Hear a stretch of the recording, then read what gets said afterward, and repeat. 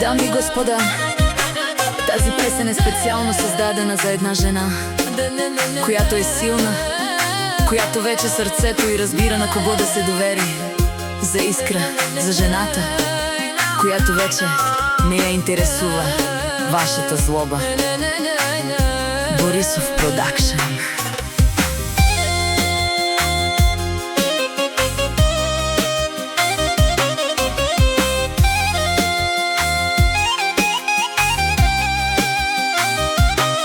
Аз съм сама жена, отгледах своите деца. На всеки съм помагала, без да искам нещо в замяна. Радвах се безрезервно за такива хора, които били са до мен само заради лична изгода. Опитваха се да ме съсипят, до нулата да ме докарат, но живот е такъв, че и силните страдат. Всичко, което днес аз имам, всичко, което го постигнах в този моя труден живот, сама го заслужих с труд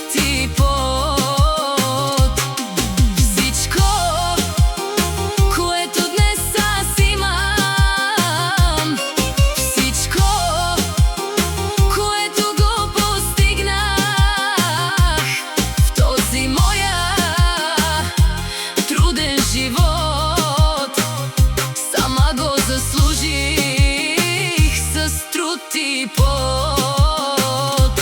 След време се сещат за мен, когато нямат пари. В трудните им моменти моята врата пак пред тях стои. Търсят ме, вземат от мен, а след това ме плюят. Но думите им днес мен вече не ме вълнуват. Искра е една на милион, това е истината, знайте я. Вие още ме помните, аз забравих ви имената.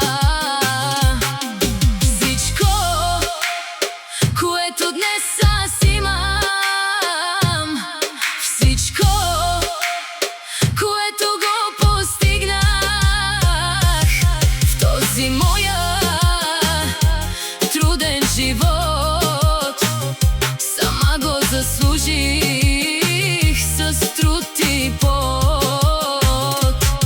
Всичко, което днес аз имам,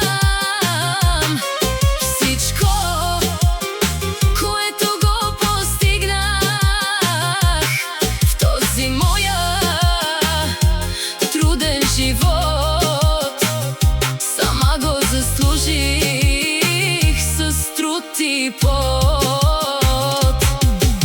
Всичко, което днес аз имам, всичко, което го постигнах в този моя труден живот, сама го заслужих с труд и пот.